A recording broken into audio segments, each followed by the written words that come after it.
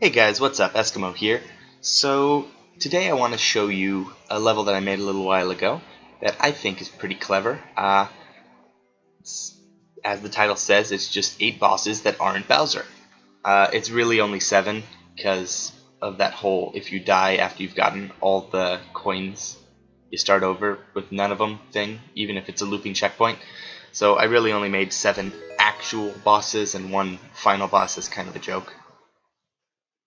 So just wanted to show you this, talk a little bit about my possible design decisions that went into it. I don't even remember which boss is which, so I'm just gonna start and we'll see. Alright, go figure, I picked the hardest one. This boss is actually harder than I intended for it to be. You kinda need to abuse invincibility frames, and or you can just jump over here. So you can either abuse invincibility to spin jump through the boss to actually take them out, or you can just literally skip all of it. And that's a bit of poor design, admittedly, but there's some cool stuff there because, for example, you cannot jump directly onto the boss's head because it's got the spike crown, which I think is nice, and it has wings, which means if you hit it once, then it will simply lose the wings, and then you have to hit it again. So it's kind of a 2-hit boss fight, which I think is pretty neat for just being one enemy. Anyway, so next up, let's see what we got here. Oh yes, my friend the Wiggler Queen. This is, again, also abusable. Whoops, almost failed there. You can actually run across the spikes there. That's more of just a demonstration in limited space as far as what is a available thing. So you can make a bit of a longer boss fight out of that, perhaps. One where you have to ride the boss to the end or into a pit of lava like I did there. If you're going to do something like that, make sure it's long enough that you can't simply abuse invincibility frames. This boss is one of my favorites because obviously it's 2 flaming cheeps in flaming clown cars. How do you get better than that, man? It's fantastic. I love it. And you just hold them, you have to bounce them into the bombs like this, and then come on, where's the bomb blow up? Alright, well, oh, I didn't mean to go through the pipe yet. Obviously you're supposed to go under and get the red coin, so I'm gonna try that one more time really quick. So what you do is you try to trigger a bomb to come out over there, and then a bomb to come out over there if you can get it. And if you can get, neither one popped out. So it's, the most dangerous part of the boss is getting bounced into the lava, not actual. Oh, well, there's that. Anyway, so I figured flaming cheeps in a clown car is something that most players didn't even think about when they heard boss fight. So I figured it'd be a pretty cool, unique little idea right there. I bet most people didn't even know you could put a cheep into, or a flaming cheep into a clown car. So there you go. Lessons learned. Oh boy, I'm kind of trapped over here by this guy. One of them? Nope. Oh man.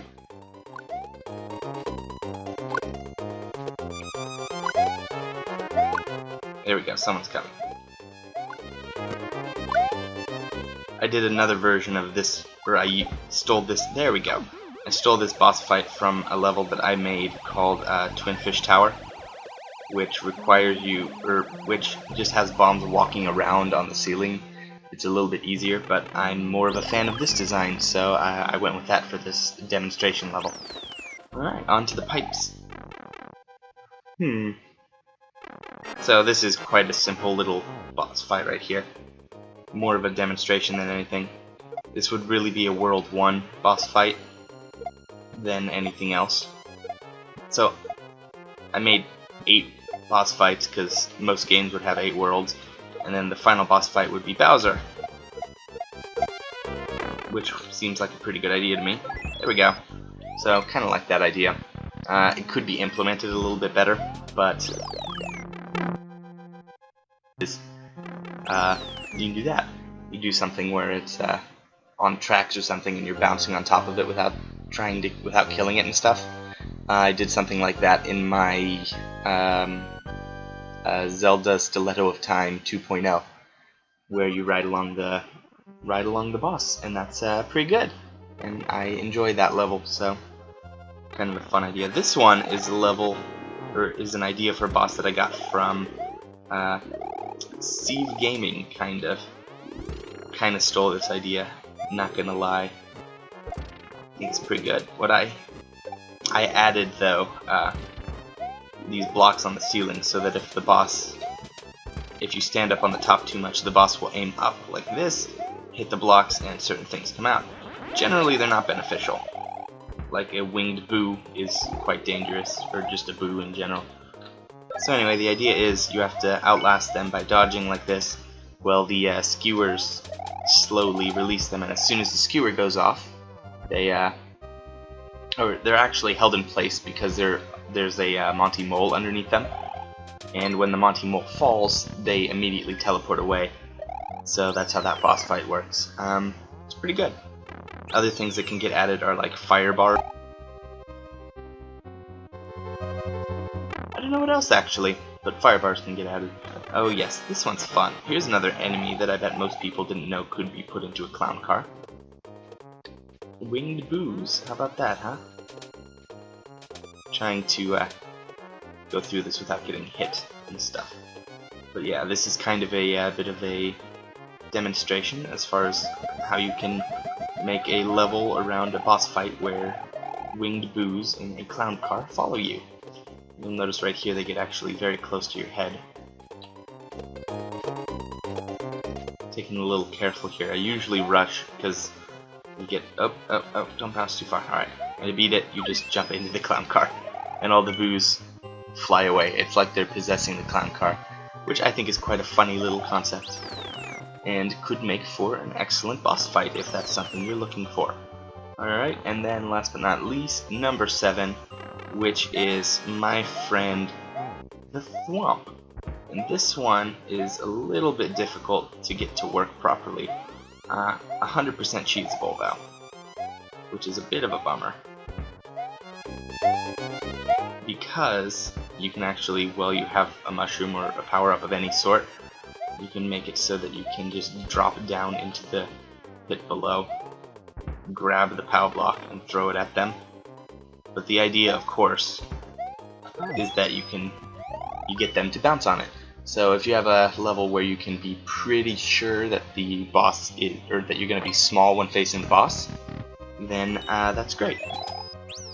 So one problem with Mario Maker that I don't know if it's been addressed recently or not is that if you die after you've done what I just did and with looping checkpoints got a whole bunch of red coins to get the key, once you die after getting the key, it used to be, and I don't know but probably still is, that if you die you lose the key and all the red coins and have to start at the beginning. I actually got a comment on this level that, oh my gosh, there wasn't a trap at the end to make me start over, thank you. So it tells you that that's been abused a little bit, so if Nintendo's watching, either good job for fixing it or just go ahead and fix it. Anyway, so my last boss is a bit of a joke, because I didn't want you to die, so I put a Goomba in a clown car and gave you infinite mushrooms, and nobody's died in it yet. Also, if you couldn't figure out how to beat him, I made it so that you can throw a Goomba into the air to knock him out of the clown car. So, it's not hard, it's just meant as a little joke ending boss fight with my little stack made out of POWs for if you want to actually be sure that you finish the boss fight properly. Where is he? He'll be back. Wait for it. Go get that guy. Well, whatever. We can safely assume that we beat him. So yeah, that's my level. I'm quite proud of most of the boss designs there. Some of them need improvement, some of them just need more space to work with, like the Wiggler. But given some refinement, these could all be worked into good boss fights.